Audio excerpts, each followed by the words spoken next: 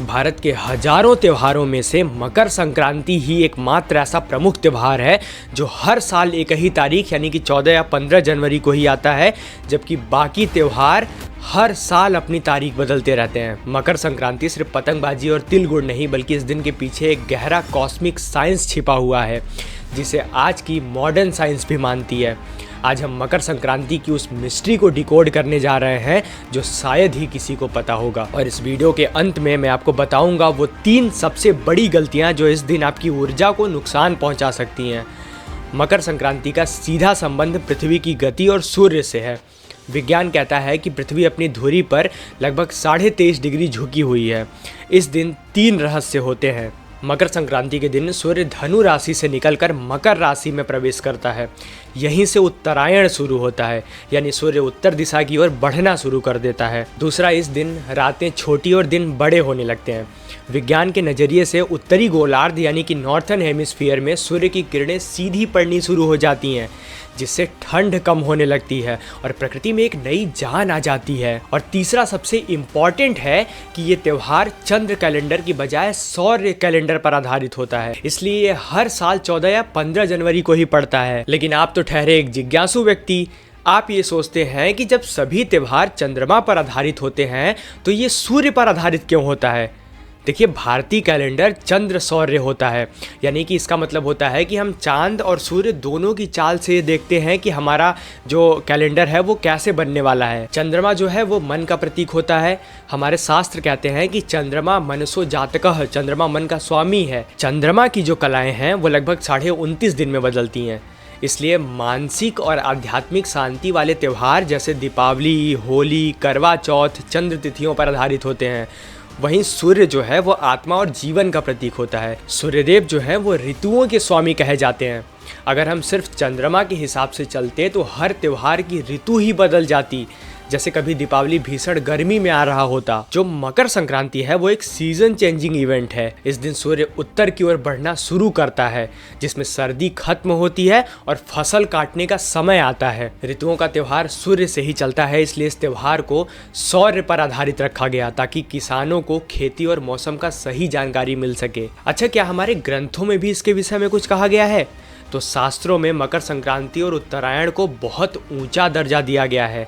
श्रीमद् भगवद गीता के अध्याय 8 श्लोक नंबर 24 में भगवान श्री कृष्ण कहते हैं कि ज्योति, प्रकाश, दिन का समय और उत्तरायण के 6 महीने इस मार्ग से जाने वाले ब्रह्मवेत्ता यानी ज्ञानी ब्रह्म को प्राप्त होते हैं, भगवान को प्राप्त होते हैं। यानी उत्तरायण का समय मोक्ष और ज्ञान के द्वार के खुलने का समय होता है। महाभारत में भीष्म पितामह ने भी अपने प्राण त्यागने के लिए इसी दिन का इंतजार क्यों किया? क्या ये सिर्फ एक कथा है? नहीं, इसके पीछे एक बहुत बड़ा स्पिरिचुअल फिजिक्स, स्पिरिचुअल साइंस जुड़ा हुआ है। योग विज्ञान के अनुसार उत्तरायण के दौरान सूर्य की ऊर्जा इतनी शक्तिशाली होती है कि इस समय शरीर छोड़ने वाले जीव को मोक्ष प्राप्त करना आसान हो जाता है। इस काल में पृथ्वी का सेंट्रीफ्यूगल जो फोर्स होता है वो मनुष्य की चेतना को ऊपर की ओर उठाना शुरू कर देता है, ऊपर की ओर उठाना सरल हो जाता है। हमारे ऋषियों को पता था कि इस दिन ब्रह्मांड से आने वाली ऊर्जा हमारे डीएनए तक को प्रभावित कर सकती है, इसलिए इस दिन स्नान और दान का भी बहुत महत्व है। मार्कंडेय और मत्स्य पुराण में भी कहा गया है कि मकर संक्रांति के दिन सूर्य अपने पुत्र शनि के घर जाते हैं। ऋग्वेद में भी सूर्य को चर और अचर की आत्मा कहा गया है। संक्रांति का अर्थ होता है सम्यक क्रांति, यानी अच्छी क्रांति। ग्रंथों के अनुसार यह समय देवताओं का दिन शुरू होने का होता है। 6 महीने का उत्तरायण देवताओं का दिन माना जाता है। अब बात करते हैं उन 3 गलतियों के बारे में जो अनजाने में आपकी तरक्की और आपके स्वास्थ्य को प्रभावित कर सकती हैं। पहली गलती, संध्या काल में सोते रहना। मकर संक्रांति एक ट्रांजिशन यानी कि बदलाव का समय होता है। सुबह सूर्योदय का समय सबसे ऊर्जावान होता है। जो लोग इस दिन देर तक सोते रहते हैं वो साल की सबसे बड़ी कॉस्मिक एनर्जी को ग्रहण करने से चूक जाते हैं।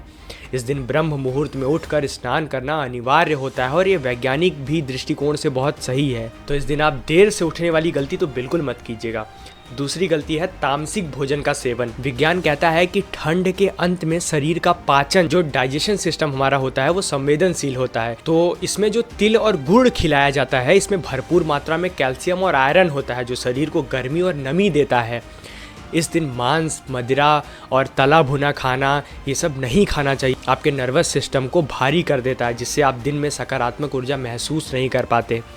तीसरी गलती, प्रकृति और जीव जंतुओं को कष्ट देना। देखिए, जो बच्चे पतंग उड़ाते हैं, कभी कभी तो बड़े भी पतंग उड़ाते हैं, इवन हम भी पतंग उड़ाते हैं, तो ये मत समझिएगा कि ये पतंग उड़ाना सिर्फ एक खेल है। नहीं, इसके माध्यम से हम सूर्य की ऊर्जा को अपने शरीर में ले रहे होते हैं। वो कहते हैं ना कि पतंग उड़ाना तो एक बहाना है, असली उद्देश्य तो सूर्य से जुड़ पाना है। और अंत में आप याद रखिएगा कि ये जो मकर संक्रांति है वो दान और करुणा का त्यौहार है।